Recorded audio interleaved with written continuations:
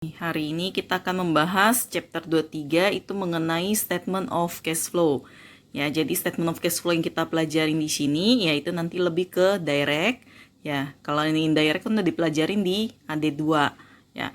Nah, kita akan masuk pertama untuk teorinya dulu, cuma sedikit aja teorinya, habis itu sisanya cuma hitungan.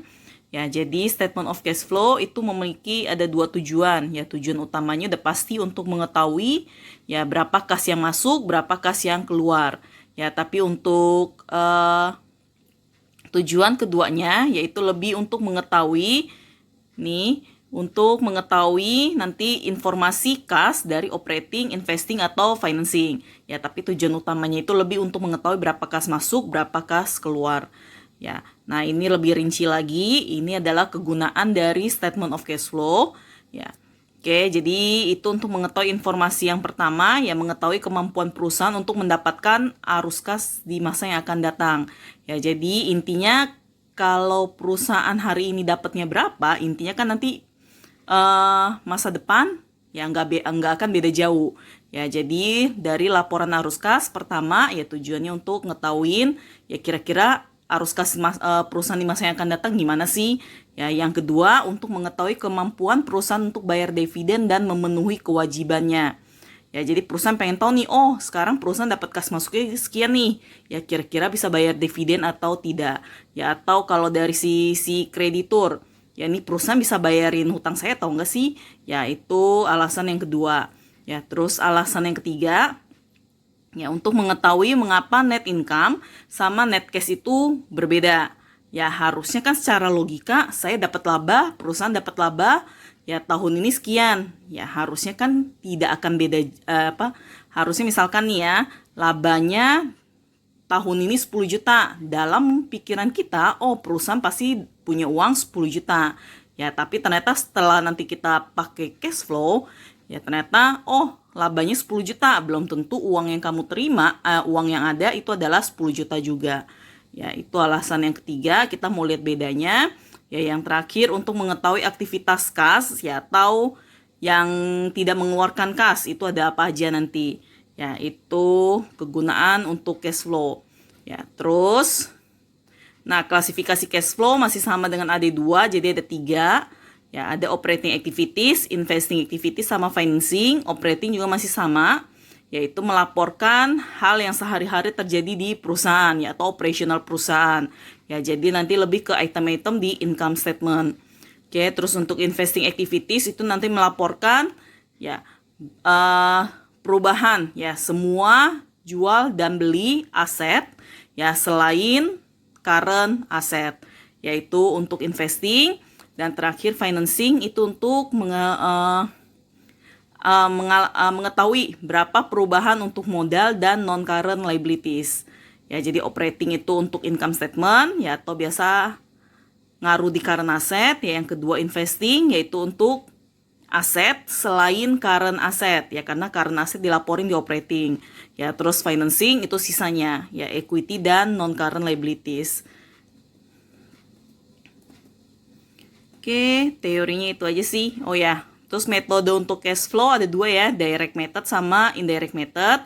Ya, kalau direct method lebih masukin berapa kas masuk, berapa kas keluar. Ya, kalau ini untuk indirectnya, yang kalian pelajarin waktu AD2, yaitu untuk mengetahui berapa net income yang masuk, untuk mengetahui berapa net income, ya, yang benar-benar murni ada cashnya.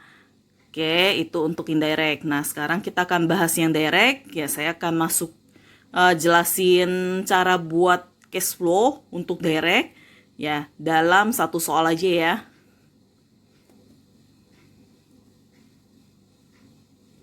Nih ya, ini soal yang akan kita bahas. Ya, kita lihat dulu nih, kalau bingung silakan langsung ditanyain ya, dicatat dulu di kertas apa yang bingung. Ya, terus kita diskusikan lagi. Ya. Oke, nih soalnya berikut disajikan laporan posisi keuangan komparatif Flexco per tanggal 31 Desember dalam rupiah. Ya, jadi di sini ada akun share investment sampai ke interest payable. Ya, terus ada 2 tahun juga karena dibilang di sini laporan keuangan komparatif ya. Jadi ada 2 tahun 2019 dan 2018. Udah pasti ingat ya, cash flow itu pasti diminta untuk tahun terakhir 2019. Oke, terus kemudian di sini ada juga informasi tambahan selama tahun 2019 ada poin 1 sampai poin 6. Kalian diminta susunlah statement of cash flow pakai metode yang direct aja langsung. Ya, jadi untuk inter 2 kita cuma bahas yang direct.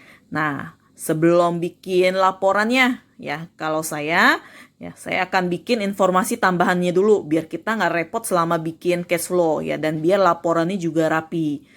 Ya, jadi kita akan bahas dulu informasi tambahannya selama tahun 2019. Ya.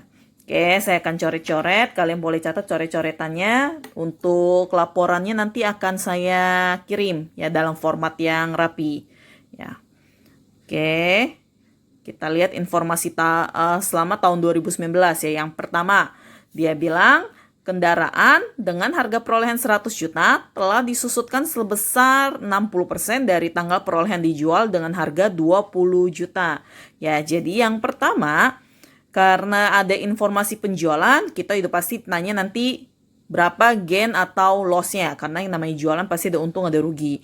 Ya, jadi yang pertama kita cari dulu gain atau loss-nya. Caranya waktu AD2 ya, caranya formatnya masih sama, itu dengan cara cost ya kurangi accumulated depreciation,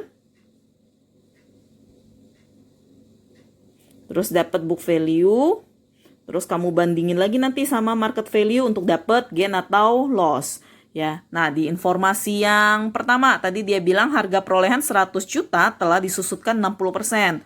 Ya, berarti 100 jutanya kamu masukin di cost. Oke, terus disusutkan 60%. Berarti 60% dari 100 juta itu 60 juta.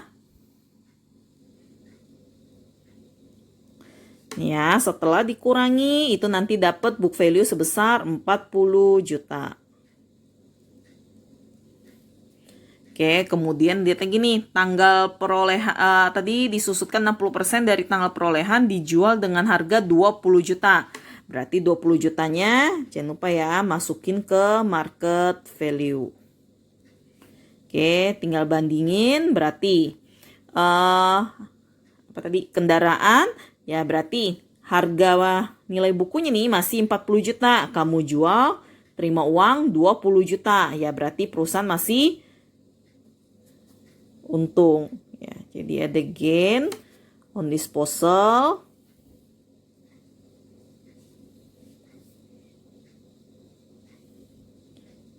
sebesar 20 juta. Sorry, ini loss ya. Nilai bukunya 40 juta ya diakui di pasar cuma 20 juta ya berarti perusahaan rugi. Ya, menurut perhitungan perusahaan masih lebih besar dibandingkan harga pasarnya. Ya, jadi pertama ketemu loss ya sebesar 20 juta. Oke, terus kalau nggak mau repot lagi di belakang selalu setiap bikin informasi apa langsung bikin T-account-nya.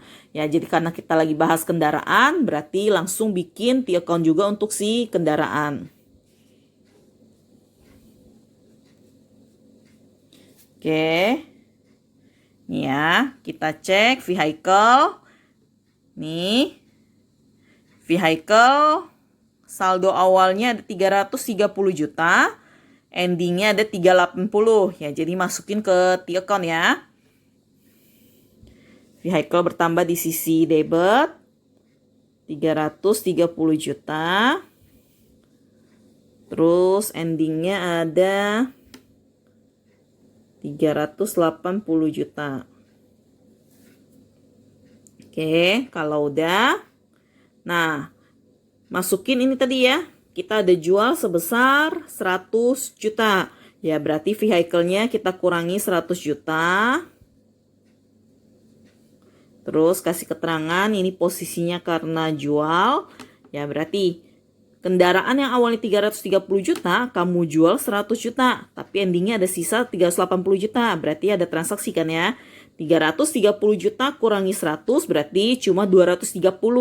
Tapi begitu ketemu di akhirnya bilangnya ada 380. Ya, berarti kita cari selisihnya dari 230 biar jadi 380, yaitu berarti ada 150 juta di sisi debit.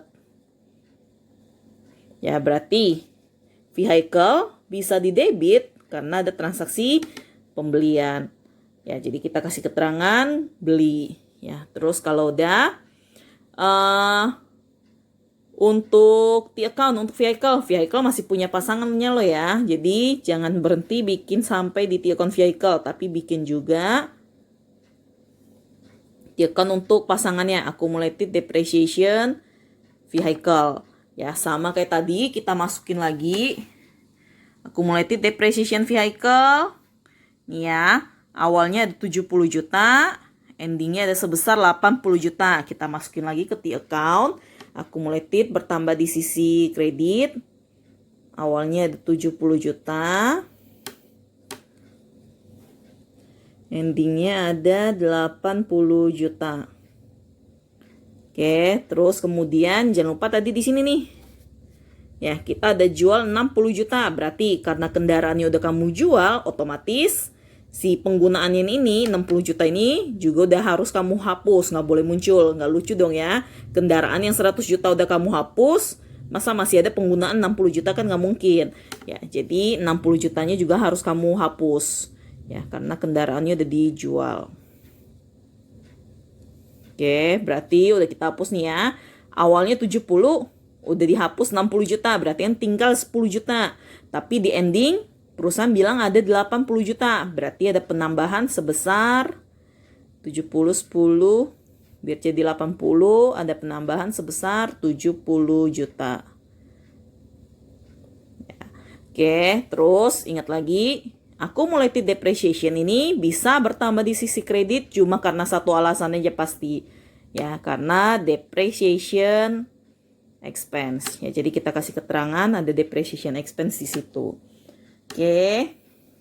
Ada yang mau nanya dulu? Ya, kalau udah kita masuk ke poin 2. Ya, poin 2 kita baca, bangunan dengan harga perolehan sebesar 180 juta dijual pada tanggal 17 Desember 2019 dengan harga pasar 140 juta. Bangunan tersebut memiliki masa manfaat 5 tahun disusutkan dengan metode garis lurus. Bangunan dibeli pada tanggal 5 Mei 2018. Ya, sama ya, bangunan dengan harga pasar sekian, terus dia bilang lagi dijual. Ya nih, dijual pada tanggal 17 Desember. Karena ada informasi jual, berarti kita bikin lagi ya informasi untuk penjualannya.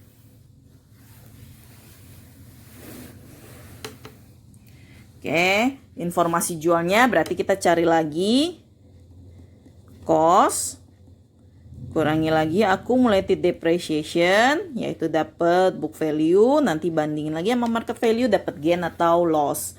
Ya, kita lihat tadi bangunan harga perolehannya 180 juta. Berarti masukin nih ya ke cost 180 juta.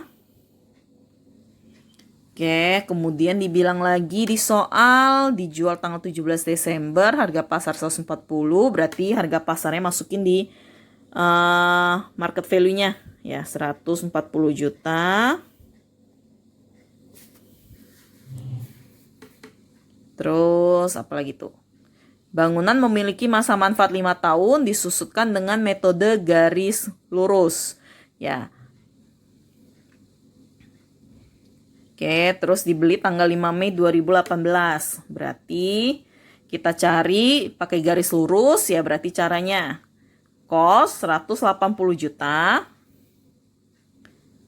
Terus dia nggak bilang ada nilai sisa ya, jadi 180 juta kamu kurangi 0 ya, terus dibagi umurnya 5 tahun ya.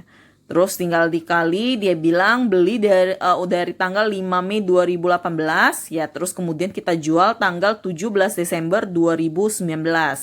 Ya, berarti kita hitung 5 Mei 2018, berarti 2018 kan kena berapa bulan tuh? Mei, Juni, Juli, Agustus, September, Oktober, November, Desember. Ya, jadi kena 8 bulan. Oke, terus kemudian dia jual tanggal 17 Desember 2019 ya. Untuk 2018 ada 8 bulan, tambahin 2019 karena dia jual 17 Desember berarti kena full 12 bulan.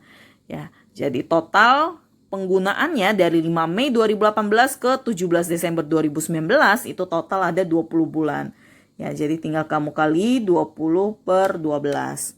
Ya, jadi cara begini ya, 180 juta, kurangi nilai sisanya nggak ada, ya, terus dibagi umurnya 5, ya, terus dikali, karena 20 bulan berarti kali 20 bulan, ingat ya, per 12. Ya, karena kalau kamu bagi 5 ini kan hasilnya per tahun, ya, kita jadiin bulan dulu. Oke, berarti itu 180 juta bagi 5 kali lagi 20 per 12. Ya, jadi total ada accumulated depreciation sebesar 60 juta. Oke, tinggal kurangi berarti 180 potong 60 ya berarti 120 juta ya. Tinggal bandingin deh.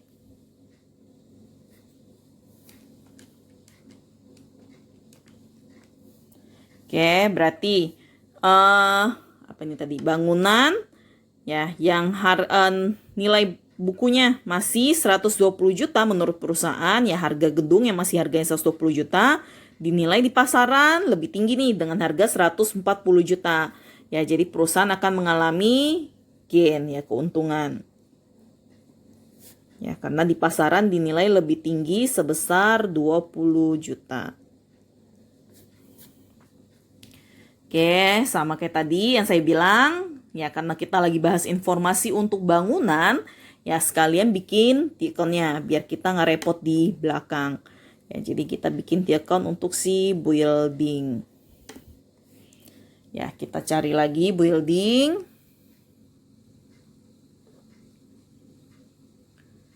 Nih ya.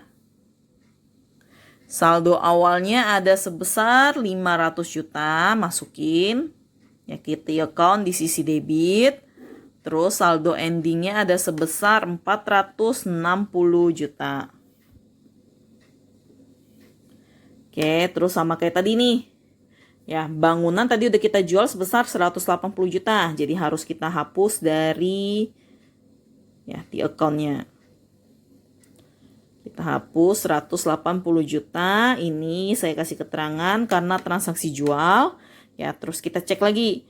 Ya, bangunan yang awalnya 500 juta udah kamu jual 180 juta. Berarti harusnya sisanya cuma 320 juta. Ya, dari 320 juta tiba-tiba di akhir bilang ada sebesar 460 juta. Ya, berarti ada penambahan sebesar 140 juta. Ya, ini berarti karena transaksi beli. Oke. Kalau udah sama kayak tadi, building itu ada pasangannya, yaitu accumulated depreciation untuk si building. Jadi bikin sekalian ya di account untuk accumulated depreciation building. Oke, kita masukin saldo awalnya lagi. Nih ya, accumulated depreciation building awalnya ada 120 juta, endingnya ada sebesar 100 juta. Pindahin ke T account. Awalnya ada 120 juta. Endingnya ada sebesar 100 juta. Oke, kalau udah sama kayak tadi nih. Ya, bangunannya udah kamu hapus di T account, ya berarti pasangan ini penggunaannya harus kamu hapus juga. Ya, jadi kita hapus di debit 60 juta. Kalau udah berarti penyusutan yang awalnya 120 juta, ya udah kita hapus 60, berarti harusnya sisanya cuma 60. Tapi di ending dibilang ada 100 juta, ya berarti ada penambahan sebesar 40 juta. Ya, sama kayak tadi, akumulasi cuma bisa bertambah karena depreciation expense. Oke, itu untuk informasi yang kedua.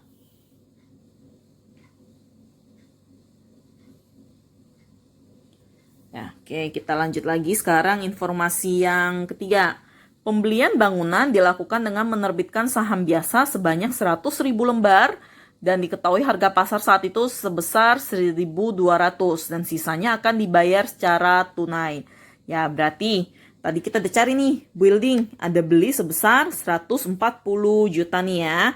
Oke, terus dia bilang lagi tadi, dibeli menggunakan saham, terus sisanya dibayarkan secara tunai. Ya, berarti 140 juta ini nggak seluruhnya mengeluarkan cash. Ya, jadi saya kasih tanda bintang, ya biar kita nanti masukinnya nggak salah.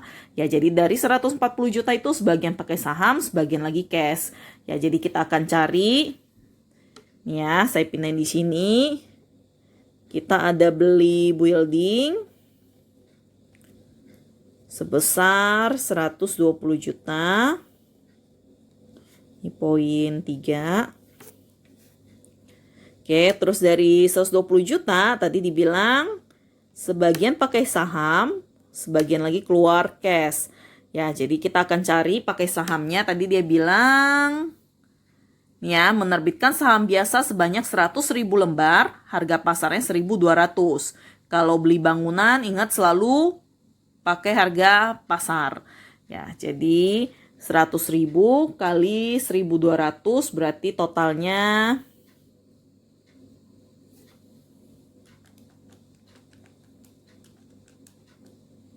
ya 120 juta. Ya, berarti kita tahu nih pakai saham itu keluar sahamnya sebesar 120 juta. Sorry, ini tadi beli bangunannya bukan 120 tapi 140. Nih ya, 140 ya. Oke, jadi beli buildingnya 140 juta, pakai saham, keluar saham 120 juta, terbitin saham 120 juta. Berarti dari 140 ya, pakai saham 120 berarti kita cuma mengeluarkan cash sisanya sebesar 20 juta. Terus ingat ya, yang boleh masuk ke cash flow cuma yang ada pengaruhnya dengan cash. Ya, jadi yang 20 juta aja. Oke, nah kalau udah, karena kita lagi kerjain transaksi saham, sekalian juga bikin informasi untuk saham. Ya, biar alasannya sama kayak tadi, nggak repot di belakang. Oke, saham, kalian cek, ya. Saham berarti Inggrisnya ini nih ya, share capital ordinary. Oke, nah awalnya share capital ordinary ada sebesar awalnya yang ini berarti ya. Awalnya ada 1,5 M. Terus endingnya ada sebesar 2 M. Ya, berarti ada kenaikan ya. 1,5 M jadi 2 M. Berarti ada kenaikan untuk share capital. Ya, ada kenaikan sebesar 500 juta.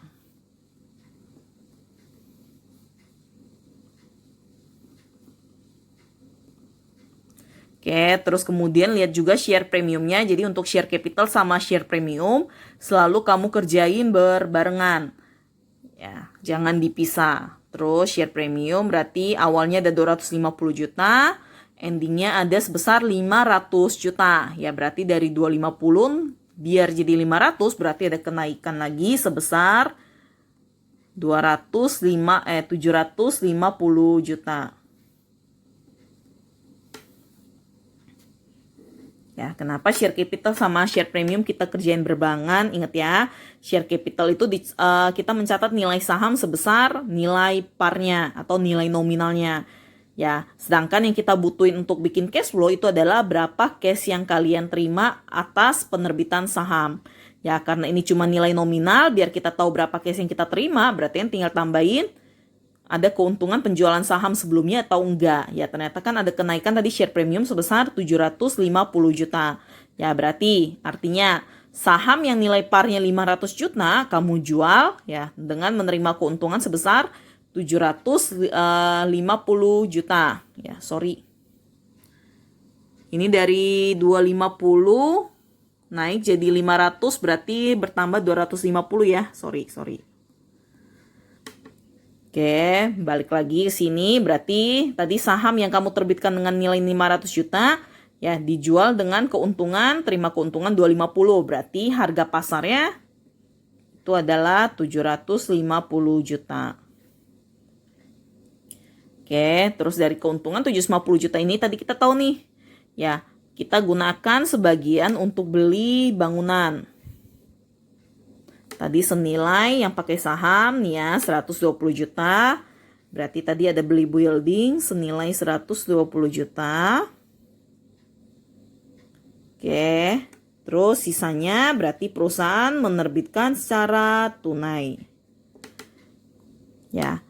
750 beli bangunan 120 berarti ada yang kita jual secara tunai yaitu sebesar 750 kamu potong 120 itu 630 juta.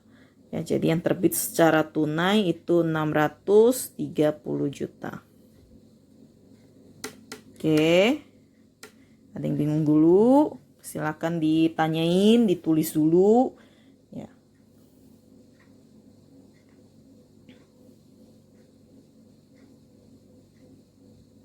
Oke, kalau udah kita lanjut ke poin 4 ya, informasi yang keempat.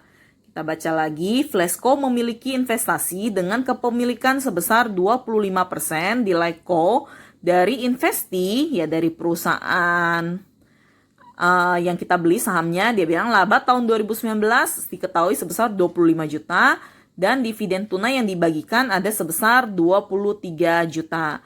Ya, jadi kita punya investasi di Likeco itu sebesar 25%. Ya, berarti kalau 25%, ya berarti laba kita dapat, ya dividen juga kita dapat. Ya, jadi kita cari dulu labanya. Laba yang kita dapat berapa? Ya.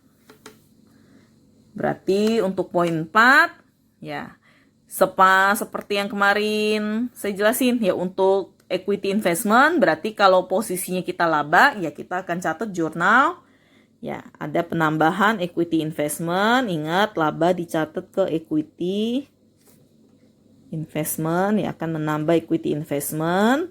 Terus kreditnya ke investment income ya sebesar berarti tadi labanya 25 juta. Ya, terus kita cuma berhak atas 25%-nya aja. Ya, jadi kali 25%.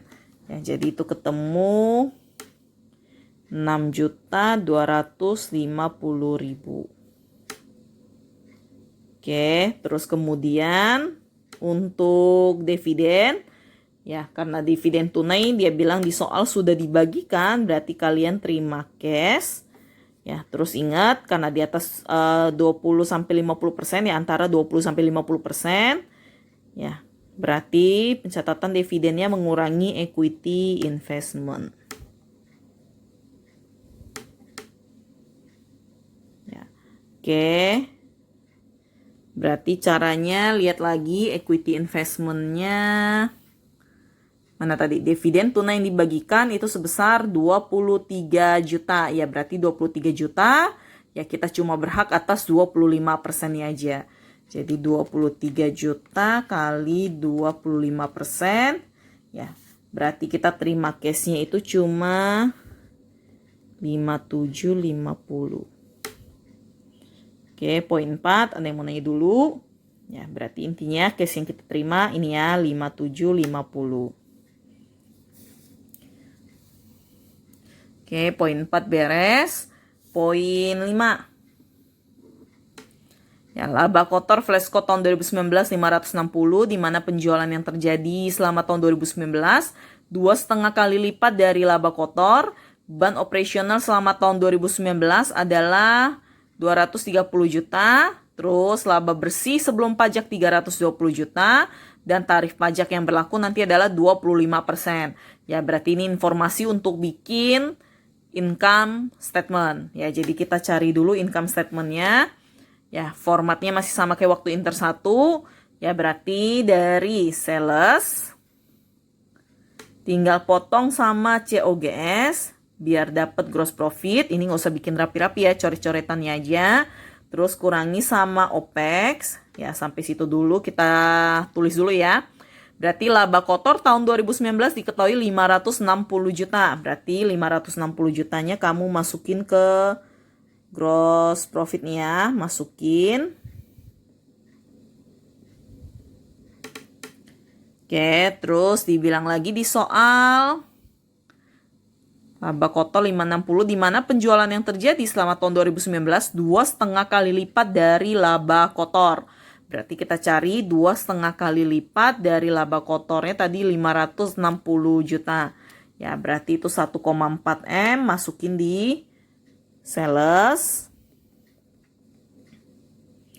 Ya, berarti 1,4 M harus kita kurangi berapa? Ya, kurangi COGS-nya berapa supaya dapat 560 juta. Berarti sini bisa carikan ya.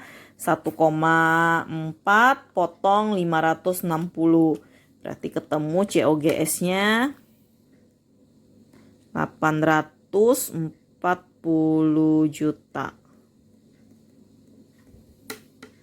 Oke, berarti 1,4 M kurangi 80 dapat ya gross profitnya 560. Terus diketahui di soal lagi tadi beban operasional selama tahun 2019 itu adalah 230 juta. Ya, jadi kurangi OPEX-nya 230 juta. Ya, kalau udah jangan langsung income before tax ya. Jangan lupa setelah OPEX, ya ada yang namanya bagian other income and expense. Oke, jadi ini yang kita masukin di sini, ini adalah semua pendapatan perusahaan ya selain penjualan. Ya, terus ada beban-beban lain juga nggak untuk perusahaan. Ya, kita masukin tadi other income and expense-nya. Tadi pertama, ini ya, yang harus kalian masukin nanti adalah semua gain dan loss. Oke, tadi pertama ini ada loss. Ya, terus kemudian kedua ada gain. Informasi ketiga tadi nggak ada gain, nggak ada loss ya. Terus terakhir nih ya, kita punya penghasilan tambahan nih dari saham sebesar 6250. Ya, ini juga masukin. Ya, jadi yang kamu masukin pertama tadi ada gain, saya nggak tulis lengkap ya. Jadi pertama ada gain dari tadi kendaraan, vehicle. Itu karena gain berarti menambah sebesar 20 juta. Terus kemudian kedua tadi ini. Sorry, ini loss berarti tadi ya. Yang ini loss. Terus yang kedua ini ada gain dari bangunan ya, berarti kedua ada gain dari building itu sebesar 20 juta juga. Ingat, gain menambah berarti loss mengurangi ya. Terus kemudian tadi terakhir ya ada investment income dari saham 6250, tambahin juga nih ya.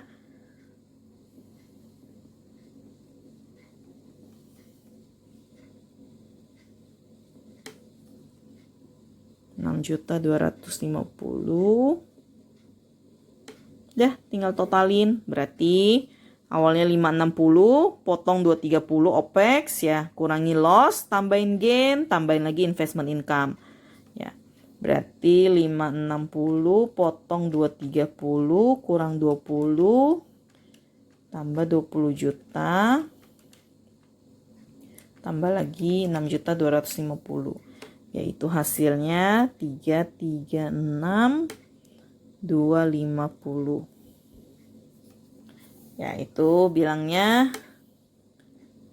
income from operation.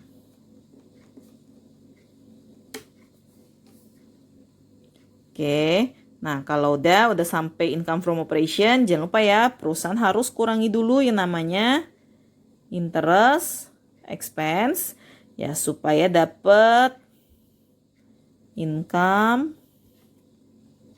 before tax. Ya, kita cek nih interest expense-nya ada atau enggak ya. Terus di soal kan tadi diketahui ya, laba bersih sebelum pajak itu adalah 320 juta. Berarti kamu taruh income before tax-nya di sini 320 juta. Oke, berarti ada selisih nih ya. Income from operation-nya 336.250, income before tax-nya 320. Berarti ada bunga di sini. Ya, itu yang kita cari. 336.250 biar jadi 320, berarti ada selisih sebesar 16.250.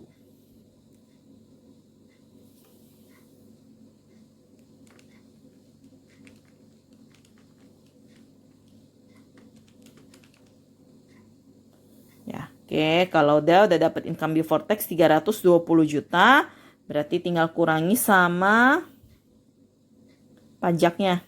Income tax expense. Ya, income tax expense-nya. Nih ya, tarif pajak yang berlaku itu adalah 25%. Berarti tinggal 25%. Kamu kali tadi laba sebelum pajaknya 320. Oke, itu ketemu 80 juta. Berarti di terakhir tinggal income before tax-nya 320, potong sama pajak 80 juta. Yaitu ketemu net income-nya 240 juta.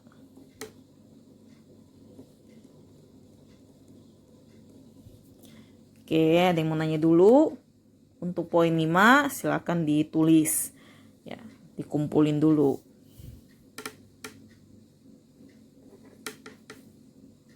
Kalau udah kita masuk poin 6. Ya. Terdapat pembagian dividen tunai selama tahun 2019 ya. Terus dividen tunainya nggak dikasih tau tuh angkanya berapa. Jadi mau nggak mau kita cari. Nah, carinya dari mana? Dividen. Ingat ya, dividen uangnya ya, uang untuk pembagian dividen itu berasal dari retained earnings. Ya, jadi kalian harus cari ke retained earnings. Nih ya, retained earnings awalnya 397 juta, endingnya itu adalah sebesar 550 juta. Ya, jadi kita masukin RE. Ya, awalnya ingat RE di sisi kredit 397 juta. Terus endingnya itu sebesar 550 juta. Oke, terus RE ya 390 juta biar bisa jadi 550 juta, berarti RE bertambah karena nih ya, net income 240 juta. Ya, jadi tambahin dulu 240. Yaitu karena net income. Terus kemudian tinggal kita cari nih 397 tambah 240, endingnya ada 550. Ya, berarti kan 397 kamu tambah 240 aja udah 637. Ya, di akhir cuma ada 550. Berarti kan ada transaksi tuh dari 637 biar jadi 550, berarti ada pengurangan sebesar di sini 87 juta. Ya, berarti 87 juta di sini ini karena dividen. Ya, cuma masalahnya ingat ya, dividen itu ada 3 tanggal. Tanggal pengumuman, pencatatan, pembayaran. Ya, nggak mungkin tanggal pencatatan ya, karena pencatatan cuma tugasnya nyatet nama-nama pemegang yang saham yang menerima dividen. Ya, berarti ini antara tanggal pengumuman atau tanggal pembayaran. Ya, yang kita butuhin karena kita lagi hitung cash, udah pasti tanggal pembayaran. Nah, tahu dari mana nih dividen pengumuman atau pembayaran? Ya, kalian cek lagi ke soal. Ya, di soal ada dividen payable atau tidak. Ya, karena di sini ada dividen payable. Oke, berarti ini masih pengumuman. Ya, makanya muncul yang namanya dividen payable. Oke, kalau udah, karena ini masih tanggal pengumuman, berarti kita nggak boleh pakai angka 87 juta di sini. Ya, makanya kita akan bikin lagi di account. Ya, untuk tahu pembayarannya berapa, cari dari dividen payable. Ya, sama masukin tadi dividen payable awalnya ada sebesar 19 juta, endingnya ada sebesar 15 juta. Ya, jadi kita masukin, jadi dari 19 juta Endingnya 15 juta. Kita cari berapa yang kita bayar. Berarti dari 19 juta.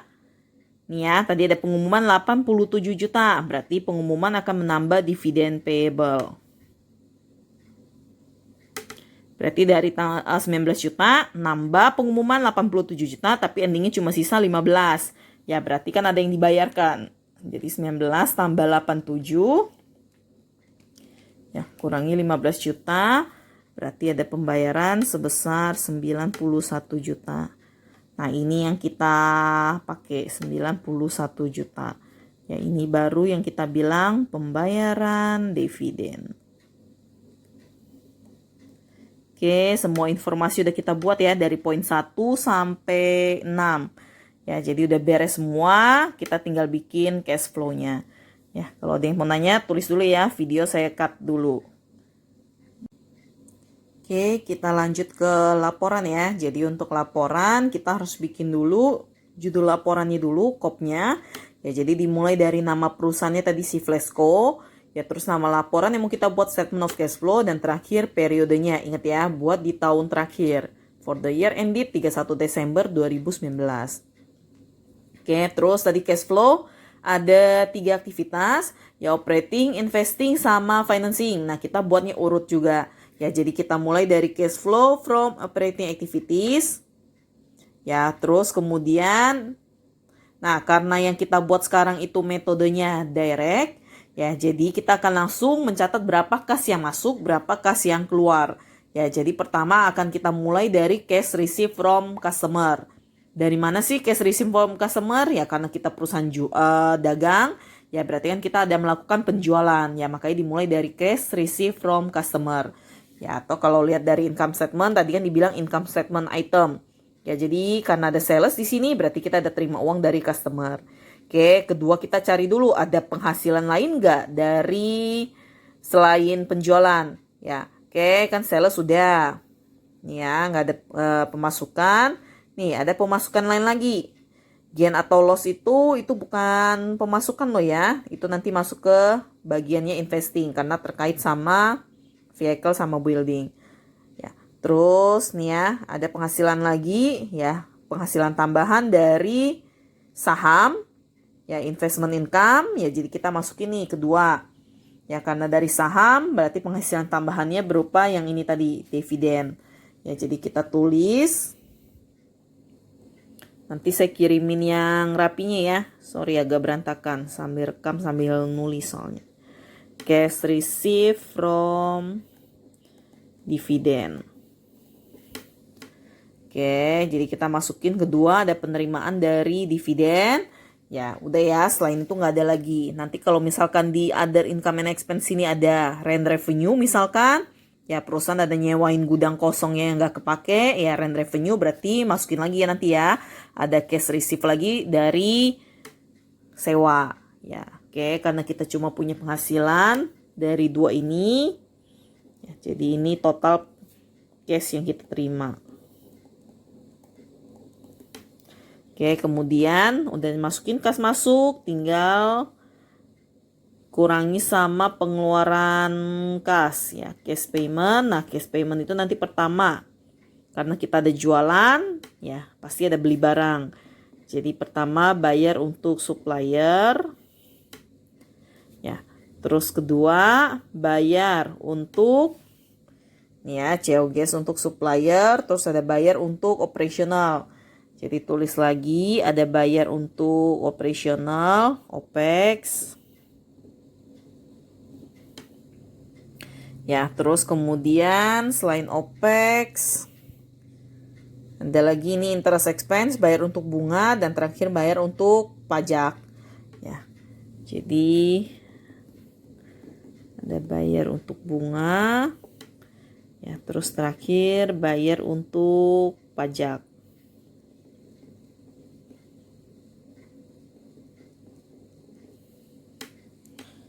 Oke, nah sekarang kita akan cari angkanya dapatnya dari mana. Ya, ini saya kasih tanda ya, biar laporannya rapi.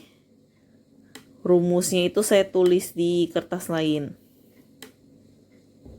Ya, jadi saya kasih kode. Oke, kalau udah kita akan cari yang pertama cash receipt from customer. Ya, jadi penerimaan dari customer yaitu rumusnya nanti nih ya, saya tulis di sini untuk poin 1.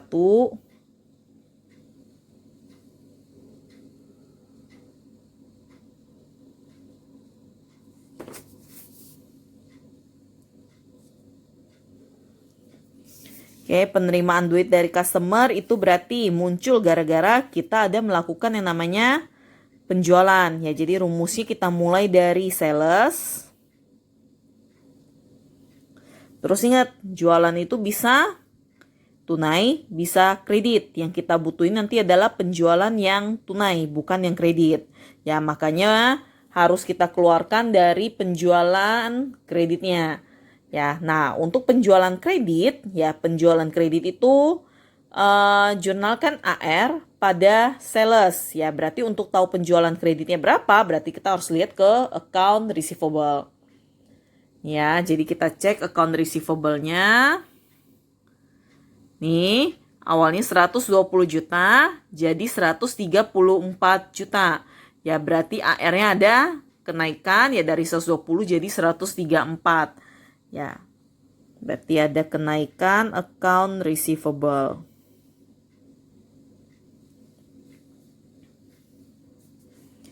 Oke, untuk gampangnya, nah terus sales sama AR ini harus saya tambah atau saya kurang? Ya, ada dua cara. Ya, kalau cara yang pertama, yaitu nanti semua rumus di sini akan berbanding terbalik, ya kecuali prepaid sama inventory, itu udah paling gampang. Ya, terus cara kedua dengan melihat ini saldo normalnya. Ya, sales kan saldo normal di sisi kredit. Ya, terus kemudian AR naik ya bertambah di sisi debit. Ya, berarti ini kredit, ini debit. Ya, jadi berlawanan arah. Makanya ini kamu kurang. Ya, atau yang tadi saya bilang semua berlawanan arah rumusnya. Ya, kecuali prepaid sama MI. Itu cara paling gampang. Ya, karena AR-nya naik berarti harus dikurang. Ya. Oke, nah berarti kita masukin sales nih ya tadi ya 1,4 M.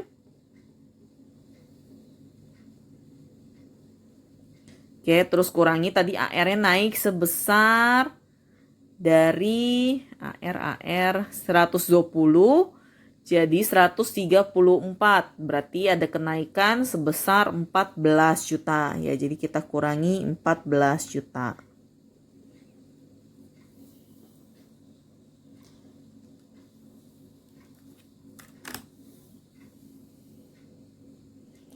Oke. Ya. Kemudian kita hitung berarti 1,4 M kurangi 14 juta itu 1.386. Ya, jadi kita pindahin. Ada cash receive from customer. Ya, ini sebesar 1.386 juta. Ada yang mau nanya dulu? Ya, ditulis. Oh ya, nih AR naik kenapa dikurang? Ya logikanya dari mana sih? Ya, AR itu bisa naik ya berarti karena ada penjualan kredit. Ya, berarti ada penambahan penjualan kredit nih.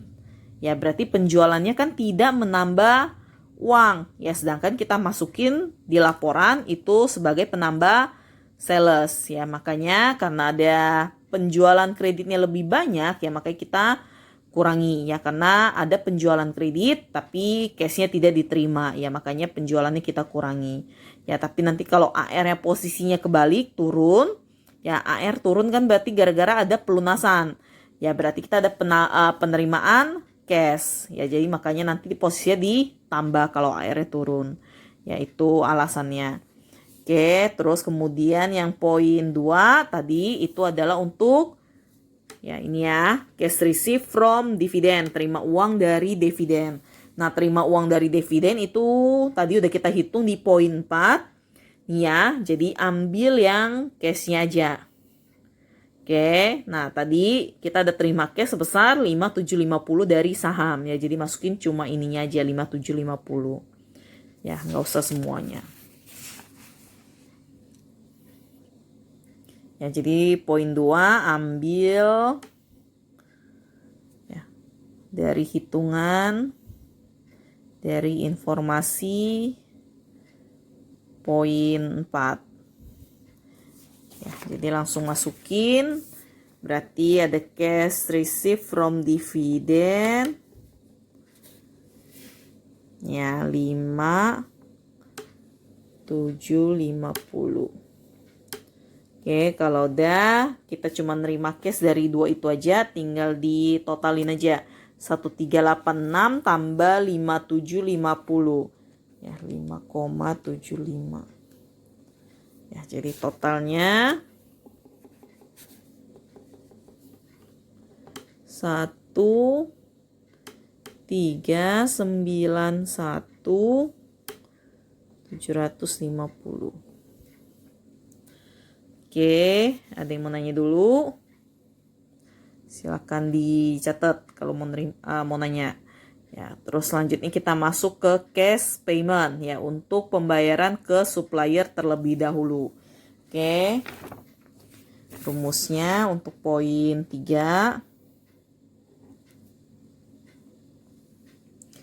Ya, oke, jualan. Berarti jualan itu berarti timbul gara-gara purchase ya. Jadi kita ada beli barang ya, makanya bayar untuk supplier yaitu timbul dari purchase. Ya, cuma kalau kamu lihat di income statement nggak ada kata purchase di sini nih. Ya, jadi nggak ada kata purchase sama sekali. Tapi ingat, purchase itu ada di dalam nih COGS. Ya, jadi rumus untuk mencari COGS simpelnya kan gini. Beginning inventory. Ya, terus ditambah sama purchase ya, cost of good purchase. Ya, terus tinggal kurangi sama ending inventory, dapat yang namanya COGS. Ya, berarti saya butuh angka ini nih, purchase. Ya, angka purchase ada di dalam COGS. Ya, makanya rumusnya nanti kamu mulai dari COGS. Ya, oke. Terus COGS, saya butuh angka purchase, tapi di dalam COGS ini selain ada purchase, ada beginning inventory, ada ending inventory. Ya, makanya beginning sama ending inventory ini harus kita keluarin. Ya, caranya gimana? Berarti ending inventory yang tadinya posisinya udah kamu kurang, berarti tinggal ditambah. Ya, terus beginning inventory-nya yang tadinya posisinya positif, berarti tinggal kamu balik. Ini harus dikurang. Ya, oke, atau kalau kita ringkas berarti tinggal lihat dari ini aja. Inventory ini ya, 248 sama 242 di awal. Berarti dari 242 biar jadi 248 berarti ada kenaikan sebesar 6 juta. Ya, jadi ada kenaikan sebesar 6 juta, jadi ada penambahan inventory. Ya, 6 juta. Nah, terus COGS kan posisinya saldo normalnya di sisi debit. Inventory juga naik di sisi debit. Ya, makanya ini positif. Atau yang tadi saya bilang, prepaid sama inventory itu selalu searah. Ya, jadi kalau inventory-nya naik, ya, terus berarti ditambah. Tapi kalau inventory turun, berarti ini harus dikurang. Ya, terus bener nggak sih, Ci? Ya, atau Bu ya? Ini kalau ini di minus, ini tambah. Ya, terus kalau bikin inventory yang tadi ditambah, jadi kita kurangan ya. Bener nggak hasilnya jadi positif 6 juta? Ya, kamu cek aja tadi inventory. Ya, inventory tadi awalnya 242. Ya, berarti beginning inventory-nya 242 juta. Ya, terus endingnya 248.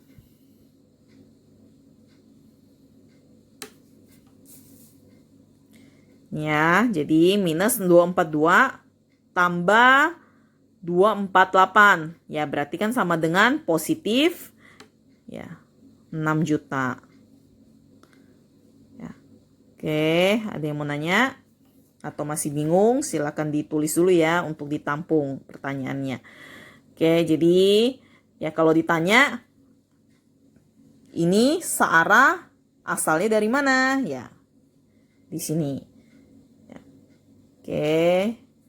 Kalau udah berarti COGS udah kita sesuaikan sama inventorinya, berarti udah ketemu angka purchase. Terus ingat lagi ya, purchase, beli. Beli bisa tunai, bisa kredit juga. Ya, yang kita butuhin untuk cash flow itu adalah pembelian secara tunai. Ya, maka harus kita keluarkan dari pembelian kreditnya.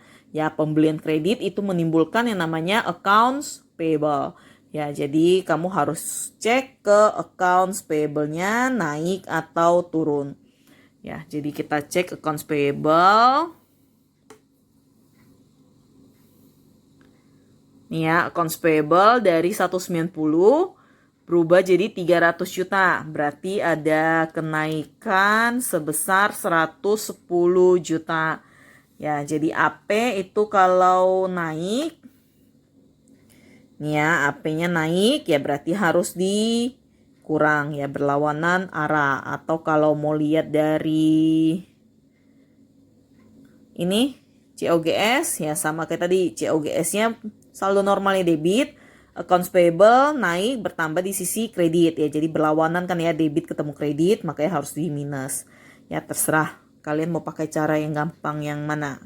Ya, terus kalau udah kita isi COGS, berarti COGS-nya ini ya. 840 juta. Tadi inventory ada naik sebesar 6 juta. Terus barusan lagi accounts payable itu naik sebesar 110 juta. Jadi kita kurangi. Ya, kita hitung lagi berarti 840 tambah 6 kurangi 110. Ya, berarti ada pengeluaran kas untuk supplier itu sebesar 736 juta. Oke, terus ini inventory tadi ditambah karena alasannya ini ya, kita keluarkan dari COGS-nya supaya ketemu angka purchase. Ya, terus untuk yang accounts payable, ya accounts payable kenapa naik dikurang? Ya accounts payable naik kan berarti gara-gara ada pembelian secara kredit. Ya berarti pembelian kredit kamu nambah, tapi ngeluarin uang nggak? Kan tidak. Ya makanya harus dikurangi. Ya tapi kalau nanti accounts payable-nya turun, ya berarti kan ada pelunasan untuk hutang. Ya kamu ada keluar duit nih, berarti uang yang kamu keluarin tambah banyak, makanya harus ditambah. Ya, oke itu alasannya. Yang ketiga. Yang keempat. Nih ya, yang keempat bayar untuk operasional. Ya, ini rumusnya agak ribet. Jadi OPEX ya kita mulai rumusnya dari OPEX. Ya karena kan di sini udah ada nih OPEX di income statement 230 juta. Ya, jadi awalnya ada operasional 230 juta. Oke, kemudian ingat ya, di dalam operating expense tidak semua akun itu mengeluarkan cash. Ya, contohnya apa? Yang pasti pertama kali itu adalah depreciation expense. Ya, jadi OPEX ini pertama kali harus kamu kurangi dengan depreciation expense ya, atau temannya si amortisasi ya. Amortisasi paten, goodwill ya dan seterusnya.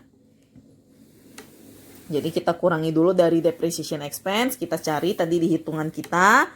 Ya.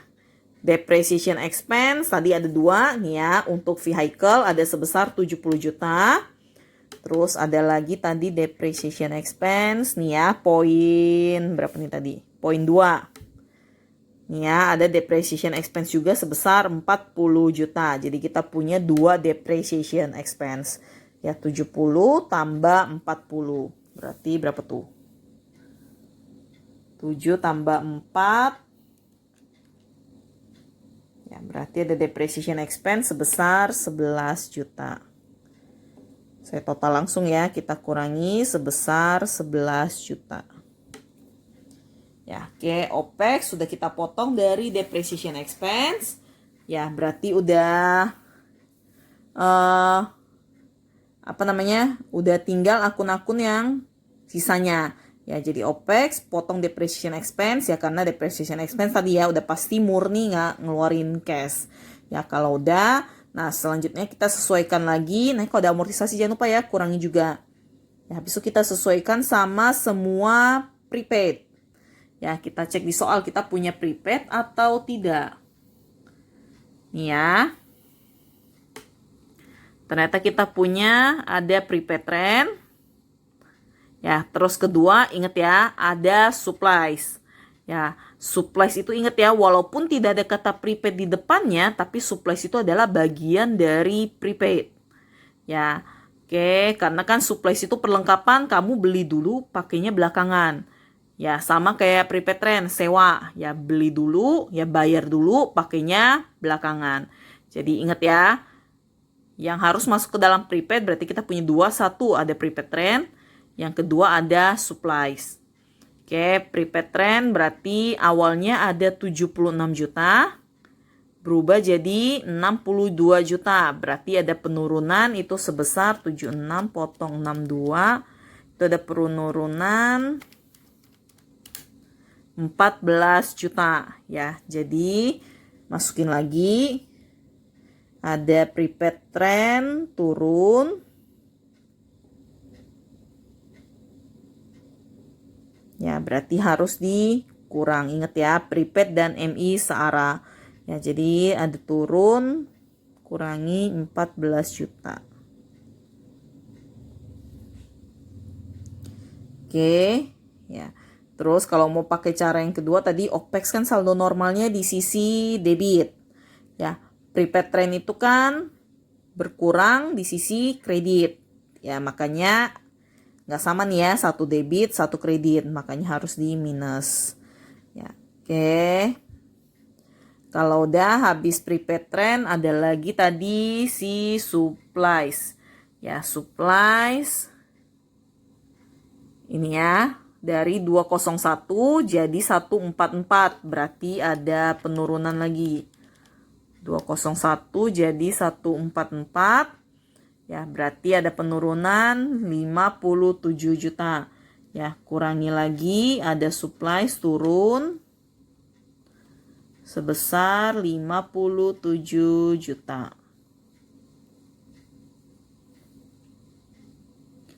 Oke, jadi nih ya, kita kurangi ya sebesar 57 juta. Ingat ya, supplies bagian dari prepaid. Jadi perlakuannya sama, searah. Ya, atau kalau tadi pakai cara kedua, nih ya, OPEX saldo normalnya debit, supplies normalnya debit juga, tapi karena dia posisinya kurang, berarti berkurang di sisi kredit. Ya, kredit ketemu debit, berarti ada perlawanan arah. Oke, nah sekarang alasannya kenapa sih prepaid sama supplies kalau turun ya harus dikurangi. Ya, berarti kan kalau prepaid trend itu turun gara-gara ada penyesuaian rent expense ya, kredit ke prepaid trend. Berarti kan tidak mengeluarkan cash sama sekali. Ya, makanya harus dikurang. Ya, jadi kita catat nih ada rent expense ya, tapi ternyata kan rent expense timbul gara-gara ini penyesuaian prepaid trend. Ya, karena tidak mengeluarkan cash makanya harus dikurang. Oke, begitu juga sama supplies. Supplies itu turun gara-gara kamu udah pakai perlengkapan ini, supplies expense. Ya, terus perlengkapannya kamu kurangi. Ya, berarti kan ada supplies expense, tapi ternyata kan tidak mengeluarkan cash. Ya, makanya harus kamu kurangi juga. Ya, tapi beda cerita kalau prepaid trend sama suppliesnya naik. Ya, prepaid trend naik gara-gara ada bayar sewa. Ya, supplies naik gara-gara ada beli perlengkapan. Ya, makanya nanti harus tambah ya, ada pengeluaran tambahan ya, maka ini harus tambah. Ingat ya, sekarang kita lagi ngitung dari sisi pengeluaran ya.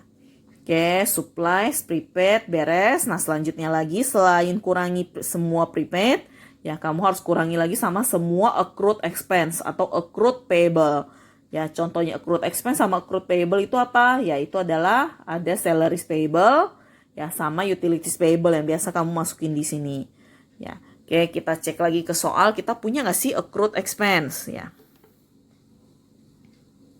Ya, ternyata kita punya ada salaries payable, terus ada accrued expense itu sendiri. Ya, nanti kalau ada utilities payable, masukin juga ya. Oke, nah sekarang ini dulu salaries payable. Salaries payable dari 75 turun jadi 50, berarti ada penurunan sebesar 25 juta. Ya, jadi ada penurunan untuk salaries payable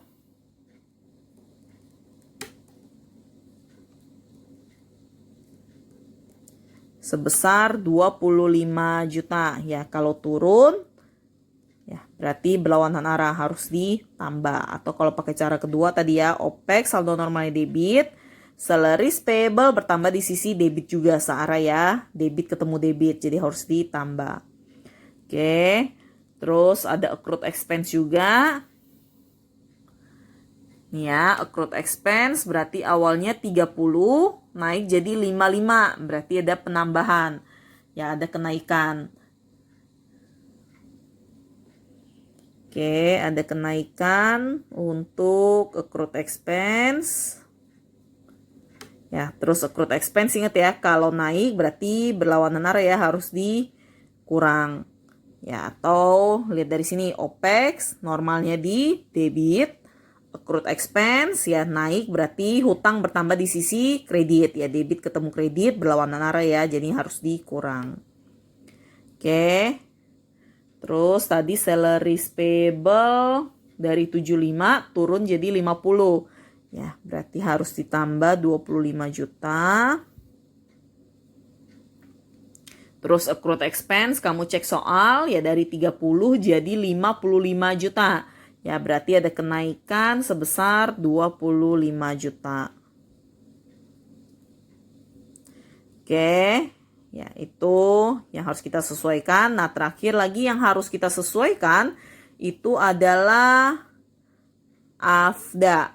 Ya, jadi kita cek di soal ini kita punya AFDA atau enggak. Ya, nih ya, ternyata kita ada allowance for the full account atau AFDA, kita singkatnya. Nih ya, dari 40 jadi 44 juta. Berarti ada kenaikan kan ya. AFDA ada kenaikan 4 juta. Berarti kita masukin lagi ke rumus. Ada kenaikan untuk AFDA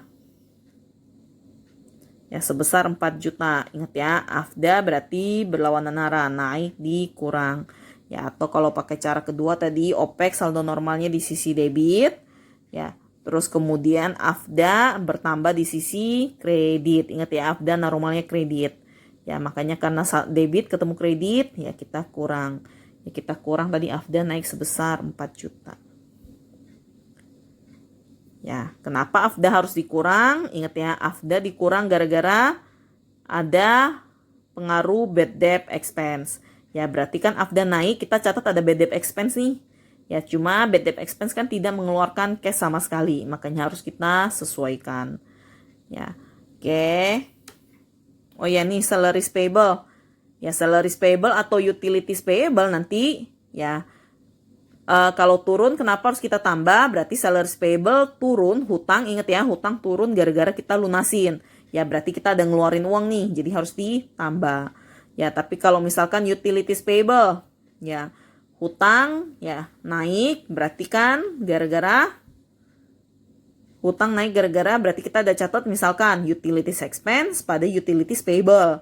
Ya, kita bilang ada expense tapi padahal itu belum dibayar. Ya, makanya harus dikurangi.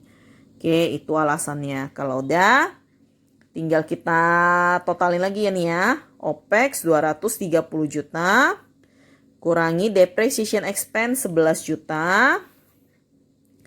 Terus kurangi lagi prepaid rent 14 juta. Kurangi lagi supplies 57 juta. Terus tambah salaries payable 25 juta.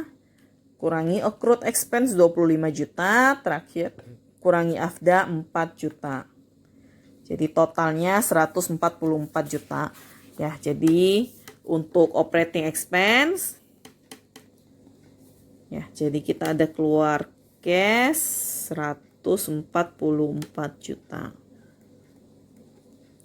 Ada yang mau nanya untuk operating expense? Ya, kalau udah tinggal bayar untuk bunga sama pajak. Ya, dua rumus ini udah gampang. Oke, bayar untuk bunga berarti kamu tinggal cek ke income statement nih ya. Ada interest expense sebesar 16.250. Ya, jadi rumusnya kita mulai dari interest expense. Terus kita akan cek nih. Ya, interest expense di sini, bunga di sini udah mengeluarkan cash atau belum. Ya, jadi caranya gimana ngeceknya? Tinggal interest expense. Ya, kita cek ke soal kamu, ya ada interest payable atau enggak. Ya, jadi interest expense di sini kalau kamu lihat, nih ya, ada interest payable.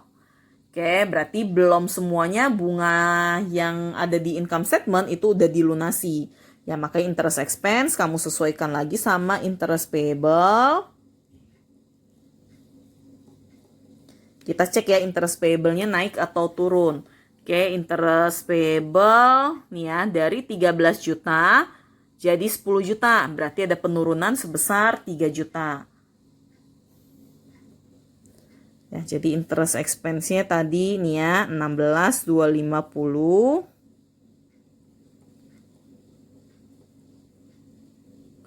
Terus tadi interest payable ada turun sebesar 3 juta.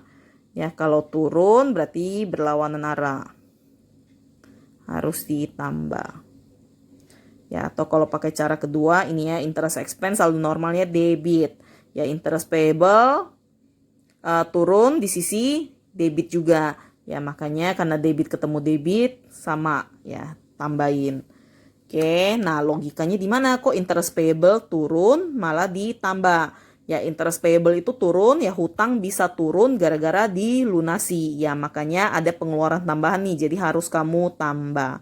Ya, tapi kalau interest payable-nya naik, ya interest payable itu bisa naik gara-gara ada penyesuaian. Ya, interest expense pada interest payable. Ya, makanya ada beban tapi kan ternyata uangnya belum keluar. Ya, makanya nanti harus kamu kurangi kalau interest payable-nya naik. Ya. Oke, kita hitung lagi 16.250 tambah 3 juta berarti 19.250 ya. Masukin. Nih, untuk interest tadi 19.250.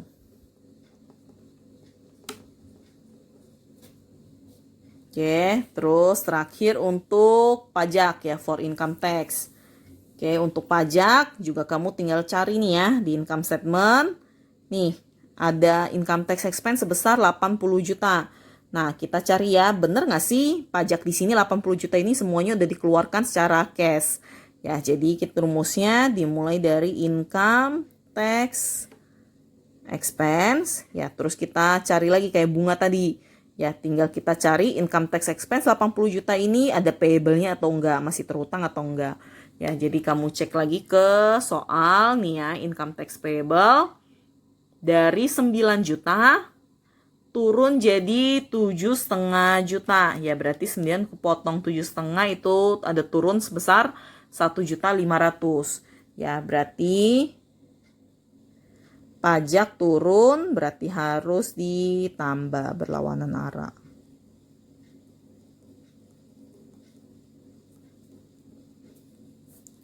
Ya, ingat ya, income tax expense bertambah di sisi debit, payable berkurang turun di sisi debit juga ya. Jadi debit ketemu debit positif. Oke, nah income tax expense-nya tadi ini ya 80 juta. Oke, terus income tax payable-nya kalau kamu cek di soal tadi 9 juta turun jadi 7,5 juta. Berarti ada selisih 1,5, jadi harus ditambah 1,5 juta. Ya, berarti 80 juta tambahin 1,5 juta, ya berarti 81.500 ya. Jadi ada pengeluaran 81.500. Oke, udah semuanya ya, selesai. Jadi total pemasukan tadi kita udah cari, ada ketemu 139.150. Nah, sekarang kita cari nih total pengeluarannya ada berapa. Ya. 736 tambahin 144 tambahin lagi 19.250, tambahin lagi 81,5. Ya, jadi total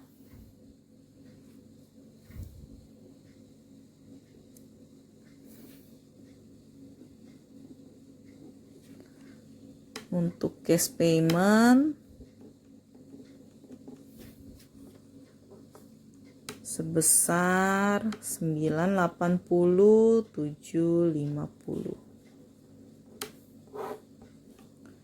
Berarti ada pemasukan 1391,75, ya kurangi ada pengeluaran 980,75. Ya, jadi total masih positif 411. Ingat ya, kalau di sini hasilnya positif berarti kasih keterangan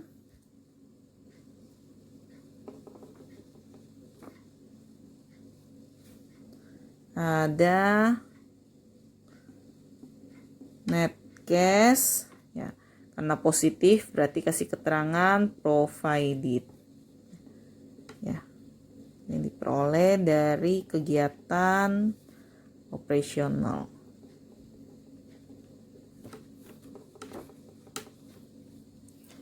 Ada yang mau nanya? Ditulis dulu.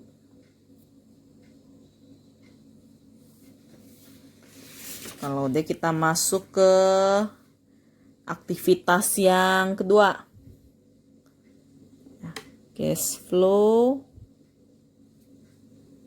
from investing activities.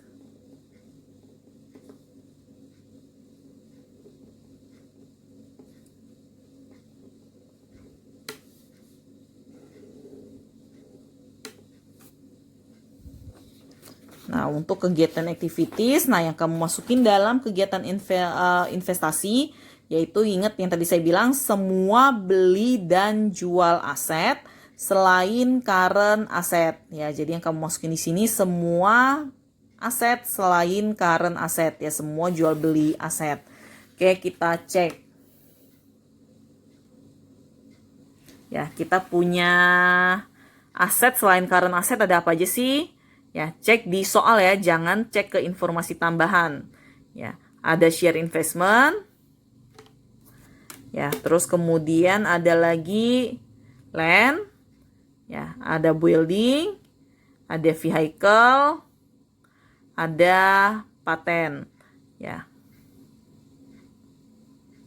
Oke, saya ada ketinggalan satu nih. Ternyata dia punya paten nih, berarti ada amortisasi. Sorry ya. Jadi ini harus kurangi lagi ke OPEX.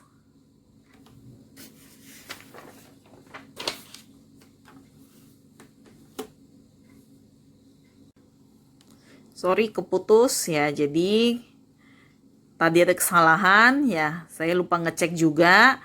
Ya jadi selain depresiasi nih ya, selain depresiasi untuk building sama vehicle, ya, ternyata kita juga punya paten. Ya, jadi ada yang namanya amortisasi. Ya, jadi cara amortisasi gimana lihatnya? Ini aja dari 2018 ada 18 juta. Terus di 2019 turun jadi 12 juta. Ya, berarti ada penurunan sebesar 6 juta. Nah, 6 jutanya itu yang kita bilang amortisasi. Ya, sorry ya, kita betulin. Di sini berarti tadi OPEX selain kurangi depreciation expense, ya kita kurangi juga si temennya amortization expense. Ya, jadi di sini 230 potong 11 juta, potong tadi sama ada amortisasi sebesar 6 juta. Ya.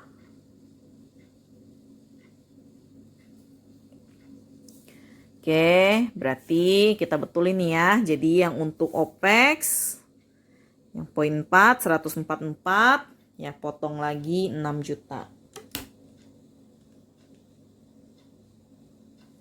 138.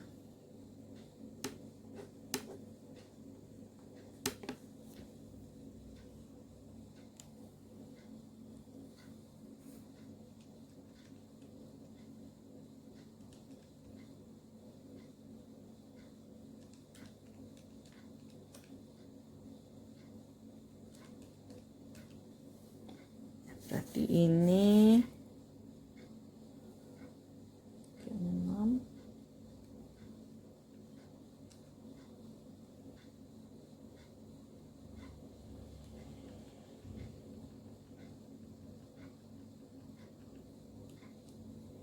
Ya, berarti ini jadi 974.750. Oke, terus 1391.750 kurangi 974.750. Jadi ini 417 juta. Ya. Oke, sorry ya. Oke, baru kita lanjut lagi tadi ke investing. Nah, untuk investing yang kamu masukin semua pembelian dan penjualan aset selain current asset. Ya, jadi tadi kita udah cek ya, current asset, aset selain current asset kita punya share investment, ada land, ya ada building, dan ada vehicle. Ya, paten nggak termasuk ya, karena tadi paten itu amortisasi. Ya, kecuali nanti di informasi dia emang ada jual paten. Oke. Nah, karena nggak ada berarti kita cuma punya aset selain current asset 3 ini ya, share investment, land, vehicle. Kita cek satu-satu dari share investment. Tadi kalau kamu cek ke informasi tambahan dari poin 1 sampai 6, nggak ada informasi sama sekali untuk share investment. Ya. Nah, tapi kalau kamu cek di sini nih ada perubahan nih dari 10 juta jadi 15 juta. Ya, kita cek. Share investment itu bisa naik gara-gara apa sih? Ya. Nih ya. Oke. Nanti di soal saya ganti deh share investment jadi equity investment ya, biar sama dengan yang kita pelajarin kemarin. Ya, jadi tadi ada equity investment awalnya 10 juta. Ya. Terus kemudian kita tambah, kita dapat laba nih 6.250. Jadi kamu tambah 6,25, 6.250. Ya, terus gara-gara dapat laba, ini kita dapat dividen juga ya. Cuma inget ya, uang dividen kan ngambilnya asalnya dari sini ya. Jadi harus kita kurangi equity investmentnya 5,75. Ya, jadi awalnya 10 juta, tambahin laba 6.250 ya, terus kurangi dividen 5.750 ya, sama dengan 10.500. Sedangkan menurut soal kalau kamu cek dari 10 ya, terus dia bilang totalnya hasil akhirnya 15 juta. Sedangkan kan tadi kita cuma ketemu 10.500. Berarti kan ada ya, jadi ada transaksi ya, sebesar dari 10,5 ya, biar jadi 15 juta berarti ada transaksi penambahan sebesar 4.500.000. Ya, transaksi penambahan tersebut berarti gara-gara kita beli. Ya, jadi ingat ya, investasi bisa bertambah karena kita beli. Ya. Ya, saya masukin pertama kita ada beli.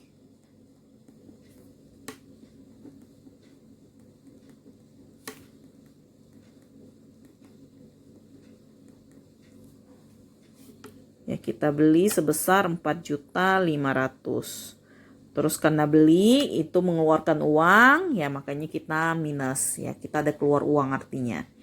Kalau tadi equity investmentnya bingung, bikin T-account aja ya.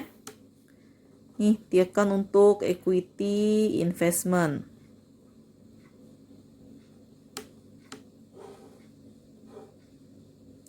Ya, awalnya tadi ada equity investment 10 juta di sisi debit. Endingnya ada 15 juta. Ya, terus kemudian equity investment tadi nih ya, bertambah gara-gara dapat laba. Terus berkurang gara-gara bayar dividen. Sorry, bertambah di sini. Berkurang gara-gara bayar terima dividen. Ya, terus kemudian 10, 16 ya kurangi 5.750, hasil endingnya harus 15 juta. Berarti ada penambahan di sini nih. 4,5 ini yang namanya beli ya. Ini masukin nanti ya. Oke, share investment atau equity investment beres ya. Kalau udah, lanjut lagi ada land ya. Kedua kita punya tanah. Nah, kita lihat informasinya tanah. Beli atau jual. Ya, kalau kamu cek ke informasi tambahan tadi dari poin 1 sampai 6 nggak ada kata-kata informasi untuk tanah.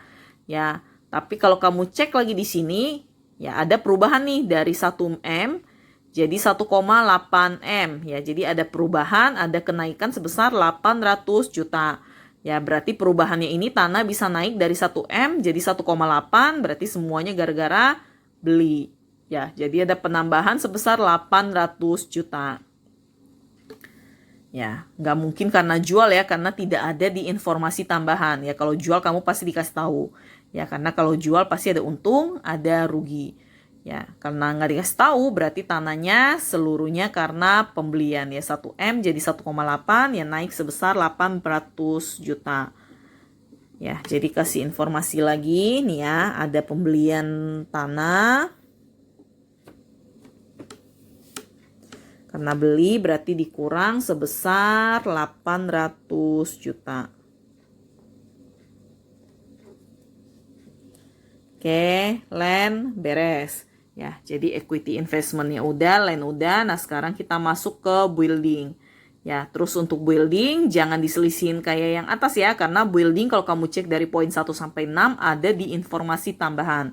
Ya, jadi kita lihat, kita fokus ke informasi tambahan kita tadi aja ada di poin 2. Nih ya, poin 2, building. Tadi building ada transaksi untuk jual, ada transaksi juga untuk beli. Ya, oke, kita masukin yang jual dulu. Ya, jadi kita ada jual. Kalau kamu lihat di sini memang yang kita jual di T-account itu ada sebesar 180 juta. Ingat ya, tapi yang namanya jual, yang kamu jual 180 juta belum tentu terima uang sebesar 180 juta juga. Ya, jadi begitu kamu cek 180 juta yang kamu jual, ternyata tadi cuma terima uang di market value-nya sebesar 140 juta. Ya, jadi yang dimasukin yang ini, yang 140 juta. Ya, jadi tuh kita tulis ada penjualan building. Ingat ya, terima uangnya cuma 140 juta. Karena kamu jual, terima uang, berarti positif aja angkanya.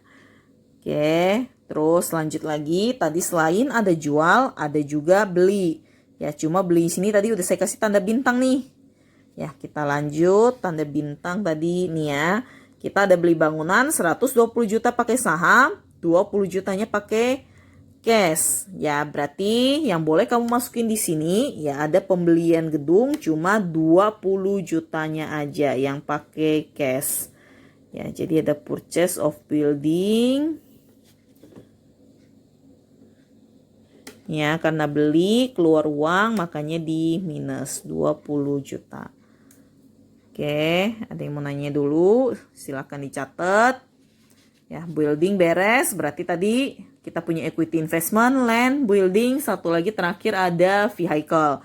Ya, terus kamu cek vehicle itu ada di informasi poin 1. Nih ya, kita udah bikin juga tadi T-account untuk vehicle-nya. Ya, kebetulan kita buat. Nih, vehicle ada jual 100 juta, ada beli sebesar 150 juta. Berarti ada transaksi jual, ada transaksi beli. Ya, kita masukin dua-duanya. Oke, yang transaksi jual dulu. Yang kita jual ingat memang 100 juta di sini, tapi ternyata kalau kamu cek ke samping, kita cuma terima uang sebesar 20 juta aja. Ya, jadi masukin 20 jutanya aja. Kasih keterangan nih ya. Ada sell of vehicle. Ya, ada terima uang sebesar tadi 20 juta.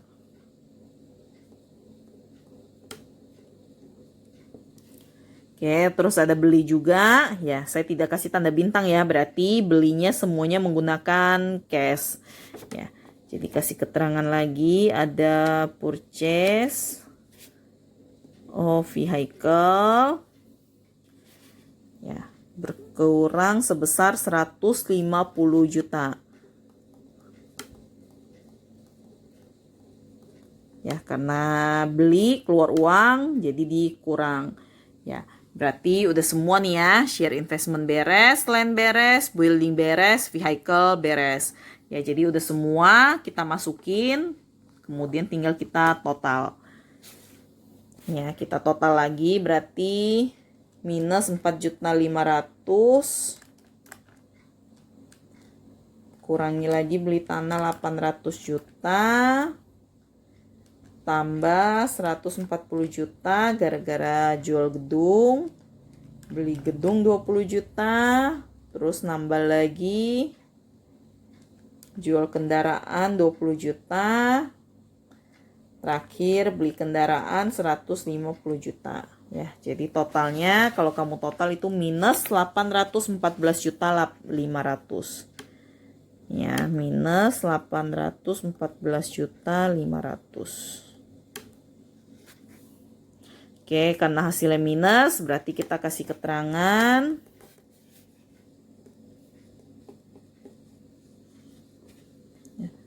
net cash, ya karena minus berarti kasih keterangan ya use, digunakan.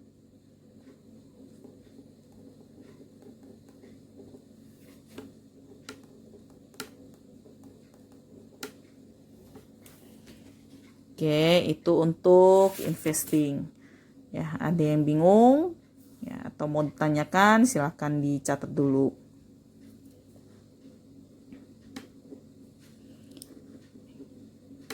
Kita masuk ke aktivitas yang ketiga yaitu financing, cash flow from financing activities.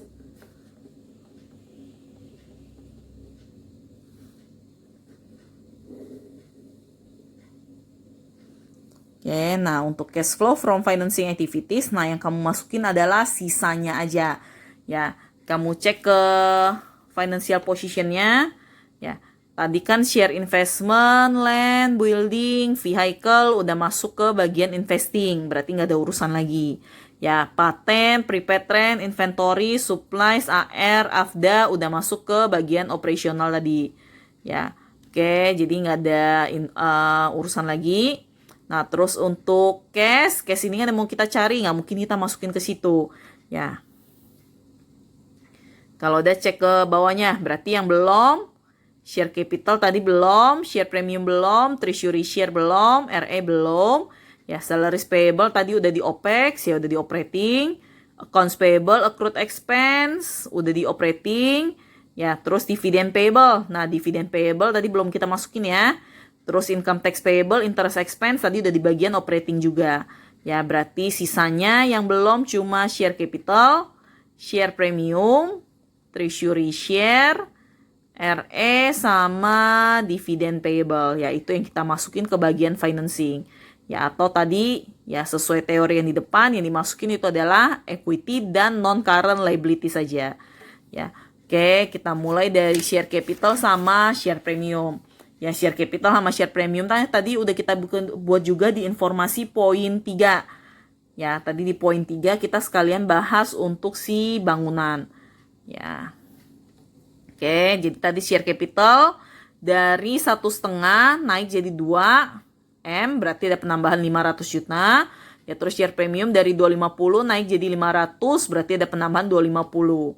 Ya, yang coret-coretan ini tadi nih. Ya, naik 500 untuk share capital, premium naik 250 juta, jadi total ada kenaikan 750 juta. Ya, ada penerbitan 750. Terus ingat ya, dari 750 di sini tadi 120 jutanya untuk beli bangunan. Berarti yang diterbitkan secara tunai atau yang dijual tunai oleh perusahaan itu cuma terima uang sebesar 630 aja. Ya, jadi yang kamu masukin ke cash flow ya cuma 630 aja. Ya, ingat ya. Jual saham berarti bahasa akuntansinya issuance ya, penerbitan. Issuance of ordinary share.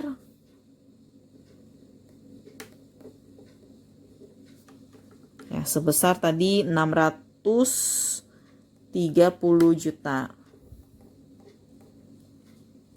Oke, share capital, share premium beres. Ingat ya, share capital sama share premium selalu dikerjakan berbarengan. Oke, terus lanjut lagi ada yang namanya treasury share. Nih ya, treasury share, kamu cek lagi angkanya. Treasury share dari 0. Nih ya, sebelumnya 0 2018. Terus naik jadi 250 juta. Ya, ada penambahan dari 0 jadi 250. Ya, treasury share bisa naik gara-gara berarti ada pembelian kembali. Ya, makanya kita kasih keterangan. Ya, ada pembelian treasury share. Ya, nambah 250 juta tadi ya. Makanya kita tulis kita ada beli kembali saham treasury sebesar 250 juta. Ingat ya, beli keluar cash makanya di minus. Ya, terus lanjut lagi treasury share beres, lanjut lagi ada retained earnings. Ya, retained earnings tadi untuk mencari yang namanya dividen. Ya, terus kemudian dividen tadi kan di RE karena masih tanggal pengumuman, berarti kamu nggak bisa ambil angka di retained earnings, tapi ambil ke angka yang dividen payable. Ya, tadi udah kita coret-coret juga di poin 6. Ya, RE tadi memang ada dividen 87 juta, cuma angka 87 ini tidak bisa kita gunakan. Ya, karena masih pengumuman. Nah, untuk cari yang dibayarkan berarti cek ke dividen payable. Ya, jadi RE sama dividen payable ini satu kesatuan. Oke, nanti kalau di soal nggak ada dividen payable, ya berarti 87 ini yang kamu masukin sebagai pembayaran ya.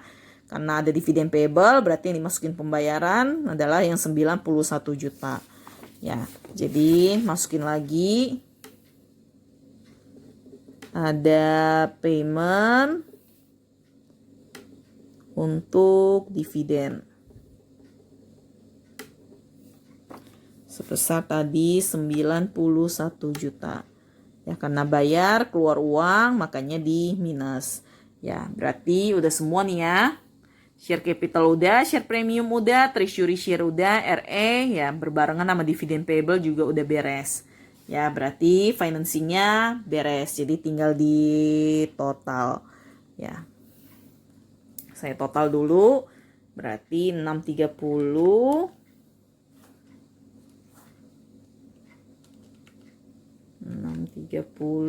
potong 250 potong lagi 91 juta. Hasilnya positif 289 juta. Ya, karena hasilnya positif di kalkulator, ya berarti kita masukin kasih keterangan.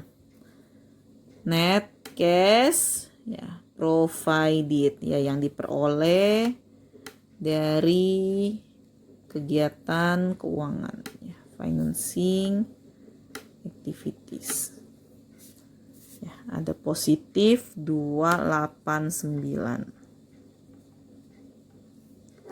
Nah, terakhir tinggal kita totalin ya. Tadi ada operating 417 juta. Terus ada investing minus 814 juta 500 dan terakhir dapat lagi uang dari kegiatan financing ya 289.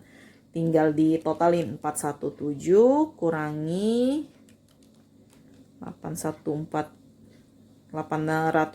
juta 500 tambahin lagi financing 289. Ya, berarti ada penurunan sebesar 108 juta 500. Ya, jadi hasilnya minus, berarti ada penurunan. Nah, kalau udah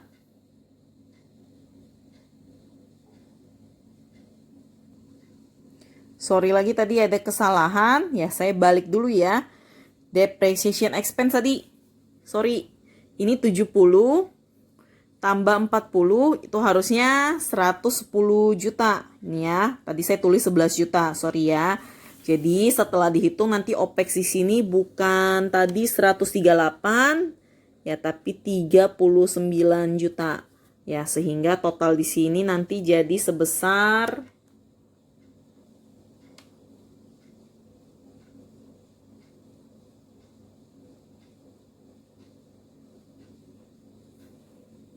ini jadi 875, ini jadi 516 juta. Ya. Pantes di sini gede banget. Oke, jadi kita total ulang ya. Jadi 516 ya. Kurangi minus 814,5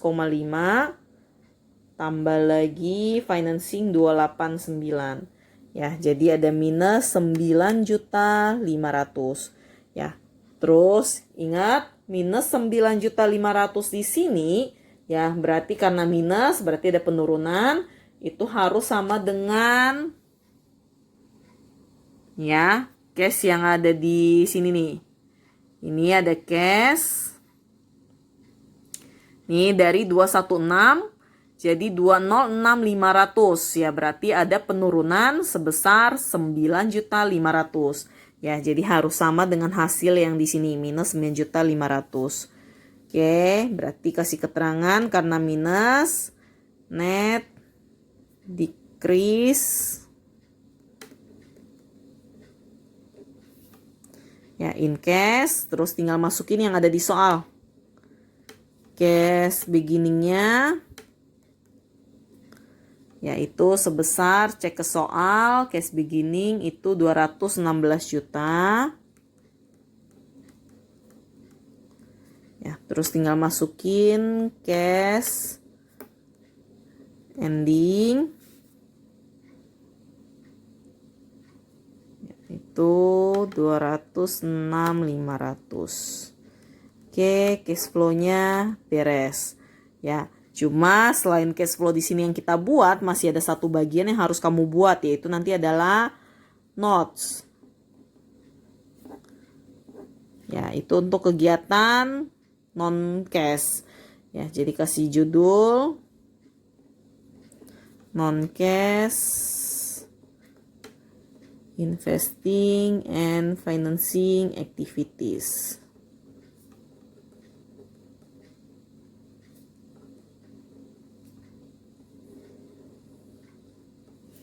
Oke, nah kegiatan non cash itu tadi ini ya, kita ada beli bangunan pakai saham. Ya, atau kalau mau lihat dari sisi saham juga boleh. Ya, kita ada keluarinkan saham untuk beli bangunan 120 juta. Ya, jadi kita masukin ke informasi non cashnya. Ada terbitin saham, issuance of ordinary share,